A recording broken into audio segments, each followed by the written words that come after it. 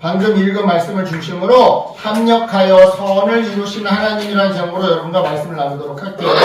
성경 로마서 8장 28절에 이런 말씀이 있어요. 우리가 알거니와 하나님을 사랑하는 자 곧 그의 뜻대로 부르심을 입은 자들에게는 모든 것이 합력하여 선을 이루느니라. 모든 것이 합력하여 선을 이루느니라. 자, 여러분, 이 말씀의 의미가 뭘까요? 이 말씀의 의미를 최대한 간단하게 그리고 최대한 쉽게 설명하자면 이런 뜻이에요. 하나님께서는 좋은 일이든 안 좋은 일이든 모두 다 하나님의 백성에게 유익이 되게 하십니다. 이런 뜻이에요.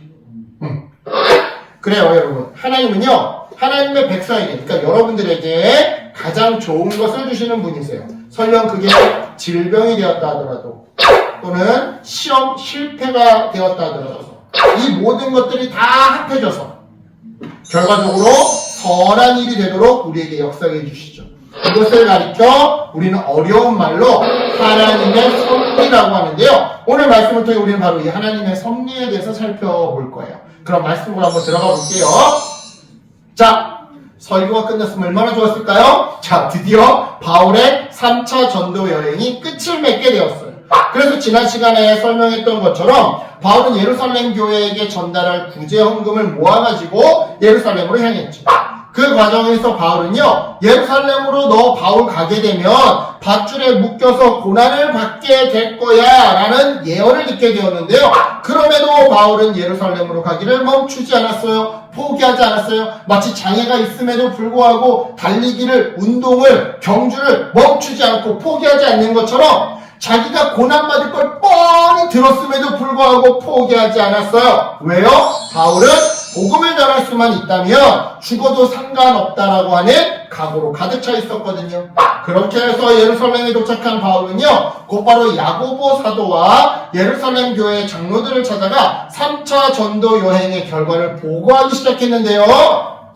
바울의 보고를 들은 야고보와 예루살렘 교회 장로들은요, 먼저 하나님께 영광을 돌린 후에 바울에게 성전으로 들어가 정결 예식을 집행해서 서원의식을 집행해서 유대인들에게 바울 당신이 율법을 지키는 모습을 보여주는 것이 좋겠습니다 라고 제안했어요. 왜냐? 바울이 전도여행을 다니는 동안 예루살렘에서는 바울이 할례를 부정하고 유대인들의 전통을 금지시키면서 모세의 율법을 거부하라고 가르친다라는 헛된 잘못된 소문이 무성했기 때문이죠.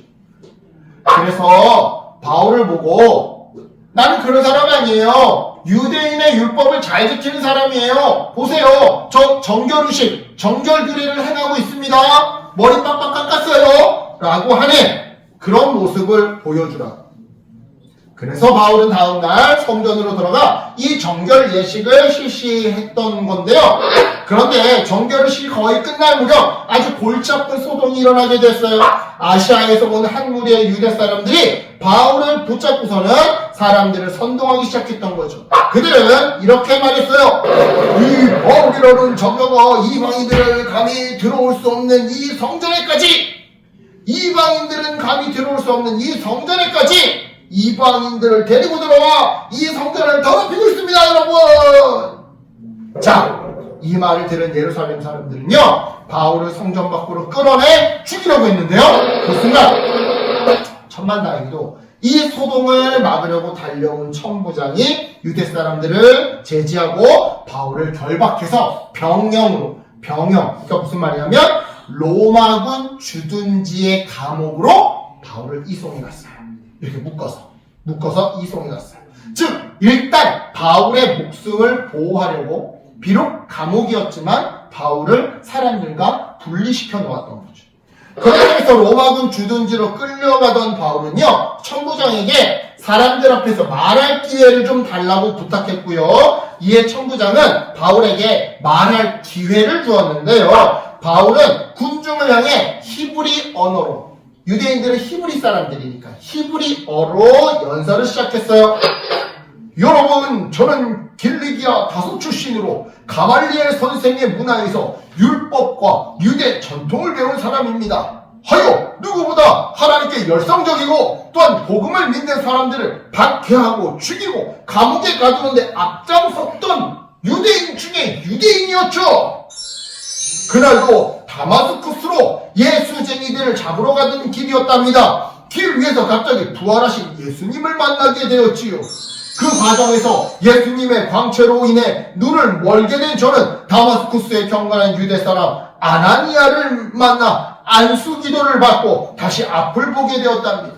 그리고는 그에게서 하나님이 바울 당신에게 모든 사람에게 예수님을 증언하는 사명을 맡기셨습니다 라는 말을 듣게 되었지요. 그로부터 한참의 시간이 지나고 어느 날 저는 혼자 성전에 올라가 기도를 하게 되었답니다. 그런데 그때 하나님이 환상 중에 나타나 예루살렘을 떠나 이방 사람들에게로 가 복음을 전하라 라고 말씀해 주셨지요. 따라서 이방인들에게 예수님의 복음을 전했던 저의 지난 사역들은 하나님의 가르침을 위반하는 일이 아니었던 겁니다. 명백하게 하나님이 주신 사명에 순종한 일이었던 거죠. 자, 바울의 이 말을 들은 유대인들은요, 바울을 없애버려야 합니다 라고 외치면서 소란을 일으켰어요. 왜냐? 바울의 이 말만 들어서는 바울이 유대교를 무시하고 이방 사람들을 더 우대한다라고 여기던 자신들의 오해를 아주 클리어하게 지워버릴 수 없었기 때문이죠. 이처럼 사람들이 난동을 부리자 천부장은 일단 바울을 급히 병영으로 끌고 들어갔어요. 하지만 그는 하나님을 믿는 사람이 아니었기에 유대인들이 바울의 말에 왜 이토록 화를 내는지 이해할 수가 없었죠. 오히려 분명 바울이 뭔가 범죄를 저질렀을 거라고, 그래서 사람들이 이토록 화를 내면서 바울을 죽이려고 하는 거라고 생각했는데요. 그래서 그는 부하들을 시켜 바울을 채찍질하라고 명령했어요. 매를 맞다가 보면 바울이 자기의 죄를 실토할 거라고 생각했던 거죠. 그렇게 해서 부하들이 바울에게 채찍질을 하려고 하는 그 순간 바울이 다급하게 입을 열어 자기가 로마 시민권자임을 밝혔는데요. 바울이 이렇게 말했어요. 잠깐! 저는 로마 시민입니다. 당신도 알겠지만 로마 시민에게 재판도 열어주지 않고 죄가 있는지 없는지 정당한 절차에 의해 제대로 밝히지도 않고 매질부터 하는 것은 분명 불법입니다.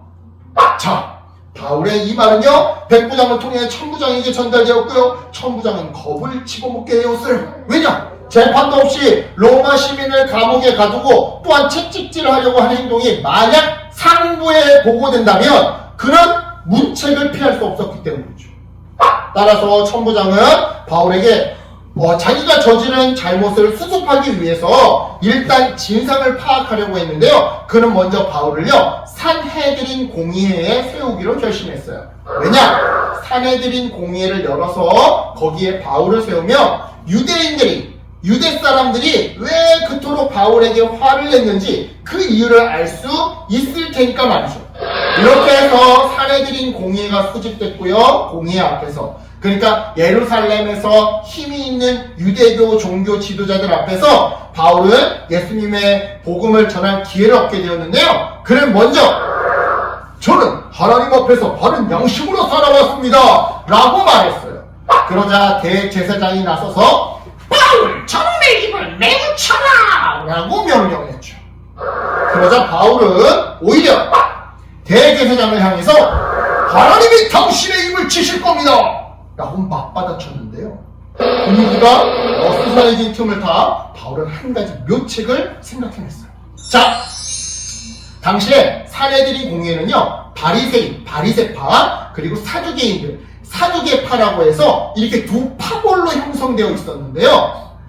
바울은요, 바리새인 출신이었어요. 따라서 예수님의 복음 중에서 바리새인들이 인정할 만한, 그래도 받아들일 만한 내용을 앞세워서 바리새인들의 지지를 얻으려고 했던 거죠. 그는 그래서 이렇게 말했어요. 동포 여러분, 나는 바리새파 사람으로서 죽은 사람이 부활할 것이라는 그 소망 때문에 지금 이 재판을 받고 있는 겁니다. 자, 여러분, 바울의 지금 이 말은요, 틀린 말이 아니었어요. 왜냐? 죽은 사람이 부활한다는 이 말이 거짓이 아니라 진리라는 것을 누가 몸소 증명해 주셨어요? 예수님.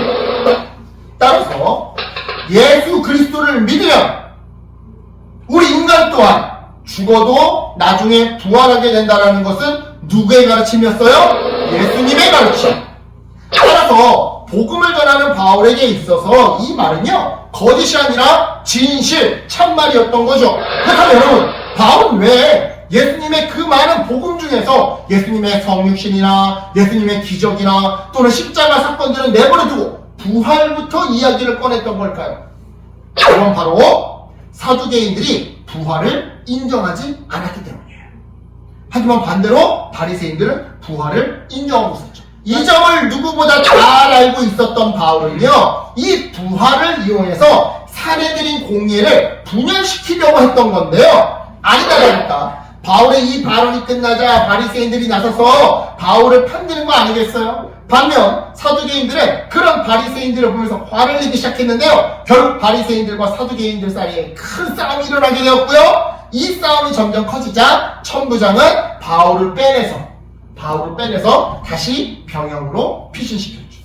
그날 밤 예수님이 바울의 꿈에 나타나셔서 바울아, 네가 로마에서도 나를 증언하며 복음을 전하게 될 것이니 겁먹지 말고 힘을 내거라 라며 그를 격려해 주셨죠. 하지만 이러한 하나님의 격려를 받으러 유대인들은요, 바울을 제거하려는 노력을 멈추지 않았어요. 바울을 죽이려고 40일의 유대인 암살단이 조직되었던 건데요. 그들은요, 종교 지도자들을 찾아가 이렇게 말했어요. 사내들인 공예를 한 번 더 열어주십시오. 그리고 천부장에게 부탁해서 바울을 다시 한번 공회장으로 데리고 가달라고 요청해 주십시오. 그러면 천부장은 바울을 공회장으로 데리고 올 것이고, 그 과정에서 그 길 위에서 저희가 강도인 척 위장해 바울을 죽여버리겠습니다. 이처럼 암살단의 계획은요, 굉장히 치밀해 보였어요. 정말 꼼짝없이 바울이 죽을 것만 같았죠. 하지만 그 자리에 정말 하나님의 은혜로 그 모든 계략을 엿듣고 있던 사람이 있었는데요. 그게 누구냐? 바로 바울의 조카였어요.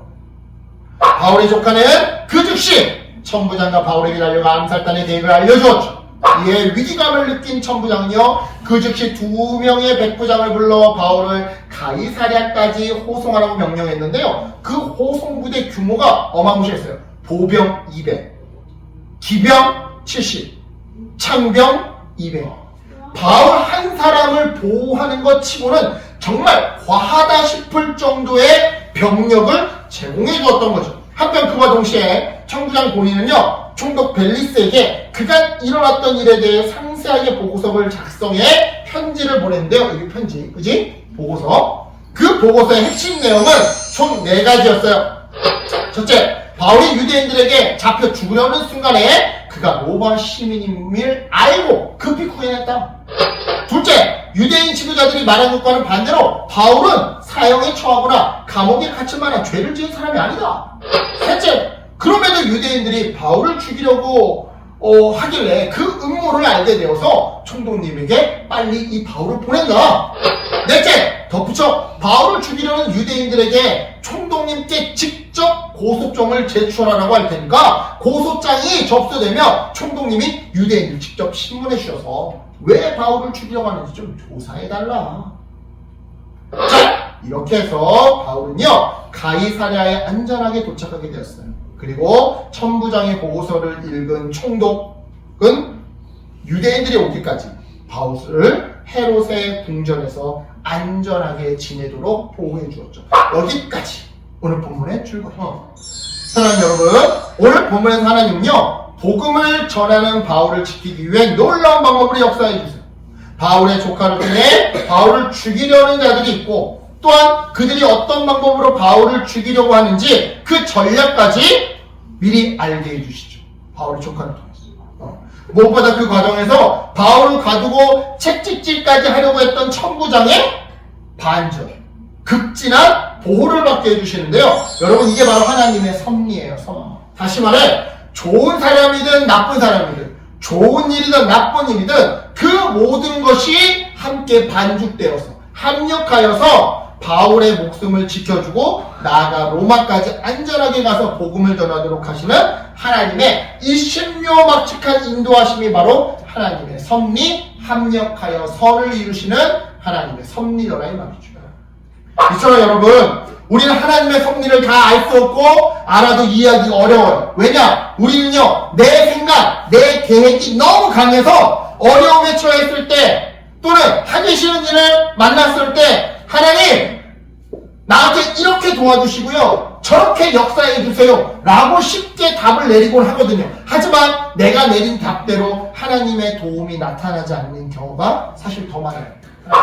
다시 말해, 내가 원하고 기대하는 대로 하나님의 도우심이 나타나지 않을 때가 더 많더라 이 말이죠. 그런데 신기한 건 그처럼 내가 기대하고 예상했던 방식은 아닌데 정말 생각지도 못한 방식으로 생각지도 못한 사람을 통해서 결국에는 우리가 어려움에서 빠져나오게 되더라는 점이에요. 즉 내가 원하고 계획한 방식은 아니지만 하나님이 원하시고 계획하시는 방식은 결국 고난을 이겨내더라 이 말이죠. 이스라엘 여러분, 하나님은요 모든 것을 하실 수 있는 분이세요. 그리고 이처럼 모든 것을 하실 수 있는 그분이 바로 우리의 하늘 아버지이세요. 그러니까 여러분, 이 사실을 믿고 고난 가운데, 어려움 가운데 내 뜻대로 일이 해결되지 않는다고 너무 무서워하거나 또는 불평하지 마세요. 하나님은요 모든 것을 합력시켜서 결국 나를 향한 하나님의 뜻을 이루시는 섭리의 하나님이세요. 그러니까 이 믿음으로 이번 한 주도 내 앞에 펼쳐진 어려운 상황에 좌지우지되지 않고 좌우되지 않고 전능하신 하나님을 바라보며 담대하게 살아가는 저와 여러분 되기를 예수님의 이름으로 축복합니다. 아멘. 기도할게요. 하나님 감사합니다. 오늘 긴 말씀 우리 아이들 너무나도 열심히 잘 들었습니다.